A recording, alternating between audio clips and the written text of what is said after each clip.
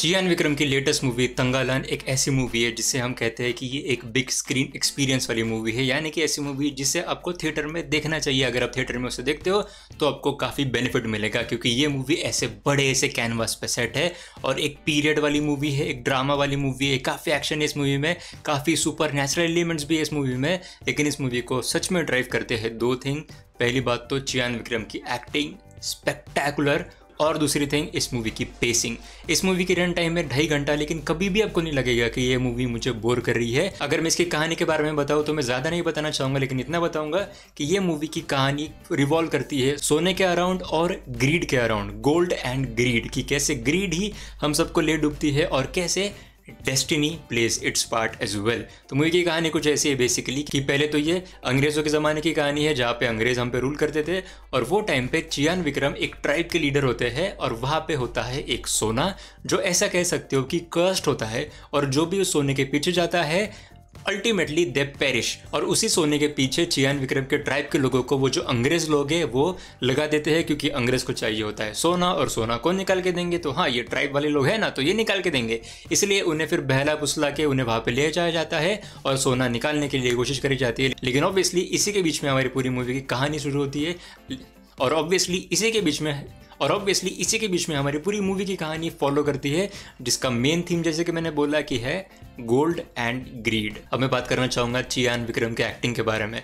बंदा क्या भयंकर एक्टर है।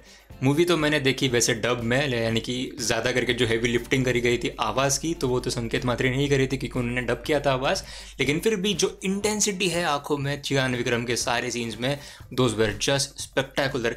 सीन की इंटेंसिटी कह लो, एक्शन में इंटेंसिटी कह लो, हर जगह काफ़ी इंटेंस है वो, और हर जगह काफ़ी बेहतरीन है। अब मैं एक और बात करना चाहूँगा संकेत मात्रे के बारे में, क्योंकि उनकी भी डबिंग उन्होंने बहुत सही करी है। क्योंकि हम अक्सर जो है जो डबिंग वाली साइड है उसको हम निगलेक्ट कर देते हैं, क्योंकि ज़्यादा हम सोचते नहीं है। लेकिन यहाँ पे मैं सच में बोलना चाहूँगा Sanket Matre well done, and same goes to the other actors as well, जिन्होंने इस मूवी में उनकी पूरी जान फूंक दी थी। लेकिन ऐसा नहीं है कि ये पूरी मास्टरपीस मूवी है, इसमें भी कुछ ड्रॉबैक्स लगे मुझे, जैसे कि काफ़ी क्याओटिक लगती है मूवी एट टाइम्स, और थोड़ा बहुत जारिंग हमें ऐसा लगता है। I don't know if that was intentional, शायद इंटेंशनल हो भी सकता है, जो डायरेक्टर जो एडिटर के जो इंटेंशन था वो भी हो भी सकता है, बट मुझे तो वो पर्सनली काफ़ी क्याओटिक लगा एट टाइम्स। और ये जो पूरा केओस की मैं बात कर रहा हूँ, तो ये हमें केओस क्लाइमैक्स में भी देखने को मिलता है, लेकिन क्लाइमैक्स का जो केओस था वो मुझे पसंद आया, लेकिन जो बाकी बीच बीच में कुछ केओस हो रहा था वो मे बी मुझे थोड़ा इतना पसंद नहीं आ रहा था। और एक और बात थी उसके बारे में, क्योंकि जिस थिएटर में मैं बैठा था तो वहाँ पे मुझे तो पर्सनली काफ़ी ज़्यादा आवाज़ लग रहा था, मतलब वॉल्यूम के जो डेसिबल्स लेवल थे वो मेरे लिए तो भी बहुत ज़्यादा थे।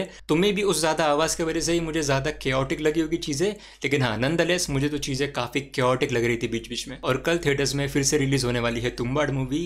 प्लीज़ अगर आप मूवी देखने वाले हो तो एक काम करना, ये दोनों वीडियोज़ को बिल्कुल देखना। 10 मिनट भी नहीं लगेंगे दोनों वीडियोस देखने के लिए। दोनों वीडियोस देखो, उसके बाद मूवी देखने जाओ, और मूवी देखने के बाद फिर से मेरे चैनल पे आ जाना, क्योंकि उसके बारे में हम फिर से बात करेंगे। And as always thank you so much for watching.